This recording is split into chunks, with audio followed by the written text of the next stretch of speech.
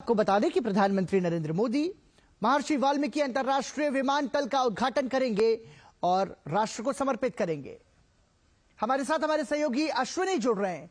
अश्विनी, कई मायनों में खास है आज का दिन भी, और अब से कुछ देर में अंतर्राष्ट्रीय विमानतल जो कि अयोध्या का नवनिर्मित है, वहां पर उसका उद्घाटन प्रधानमंत्री नरेंद्र मोदी करेंगे।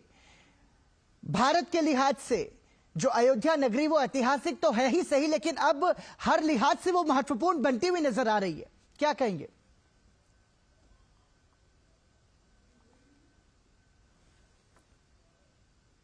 अश्विनी, आप हमारी आवाज सुन पा रहे हैं? अश्विनी से हम एक बार फिर से जुड़ने की कोशिश करेंगे, लेकिन आपको बता दें कि ये जो तस्वीरें आप अपने स्क्रीन पर देख रहे हैं अब से कुछ देर पहले, ये लता मंगेशकर चौक की तस्वीरें। अश्विनी हमारे साथ एक बार फिर जुड़ गए हैं।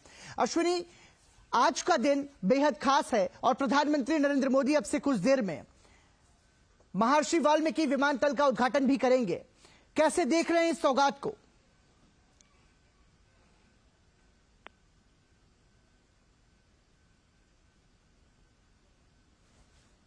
अश्विनी, आपको हमारी आवाज आ रही है?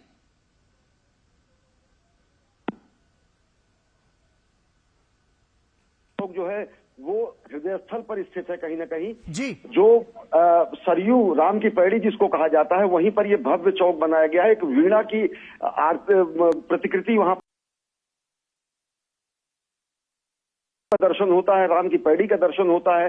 और प्रधानमंत्री नरेंद्र मोदी यहाँ पर इस समय पहुंचे हुए हैं लता मंगेशकर चौक पर। लता मंगेशकर चौक कहीं ना कहीं जीवन रेखा है यातायात की वहां से सीधा गोंडा जाने वाला जो पुराना पथ है, सीधा अयोध्या से फैजाबाद शहर को जाने वाला जो पथ है, जो कि अब राम पथ में जो तब्दील किया जा चुका है, वो यहाँ पर जुड़ता है। और साथ ही साथ बाईपास की तरफ जाने वाला जो लखनऊ हाईवे गोरखपुर हाईवे का जो बाईपास है, उसको ये जोड़ता है।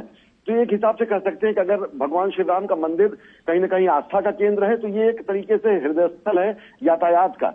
सीधे माता सरयू का यहाँ पर साक्षात यहाँ पर दर्शन किए जा सकते हैं। और जो दीपोत्सव का आयोजन किया जाता है वो इसी लता मंगेशकर चौक के आगे भगवान श्री राम की पैड़ी पर किया जाता है। पिछले ही वर्ष में इसका लोकार्पण जो है योगी आदित्यनाथ द्वारा किया गया था। साथ ही अगर देखें तो अयोध्या का जो विराट वैभव है, जो अयोध्या की संस्कृति है, अयोध्या का जो सनातन धर्म के केंद्र के रूप में स्थापना है, और साथ ही साथ अयोध्या में अगर देखें तो संगीत की भी एक बहुत जबरदस्त पखावज का जो है जो वादन है वो यहीं से शुरू हुआ। और जो महर्षि एक महान जो संगीतकार के रूप में, संगीतज्ञ के रूप में पागलदास जी जो माने जाते हैं, वो यहीं के अयोध्या से ही संबद्ध है। और यहीं पर उनकी कुटी थी, यहीं पर उनका आश्रम था, और जहां पर उन्होंने पखावज को अंतर्राष्ट्रीय स्तर की पहचान ली। तो चाहे वो साहित्य का केंद्र हो, चाहे वो आध्यात्मिकता का केंद्र हो, चाहे वो सांस्कृतिक वैभव का केंद्र हो, चाहे वो सनातन धर्म का नाभि केंद्र हो, उस स्थान के साथ साथ अगर आप देखें तो आज अयोध्या का आधुनिक और आध्यात्मिक स्वरूप पूरी दुनिया देख रही है।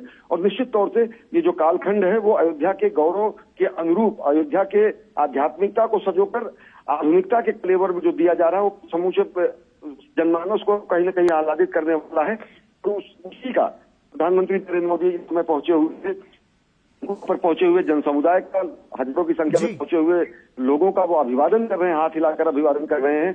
और ये निश्चित तौर से अगर देखें तो एक प्रतिकृति है किस तरीके से जो बताती है कि जो हमारे सप्त सुर हैं, जो हमारे संगीत है, जो हमारा साहित्य है, जो हमारा वेदांग है, जो हमारा ललित कौशल है, जो हमारा सांस्कृतिक नाभि केंद्र है, उसका कहीं ना कहीं उसके गौरव की पुनर्स्थापना हो रही है।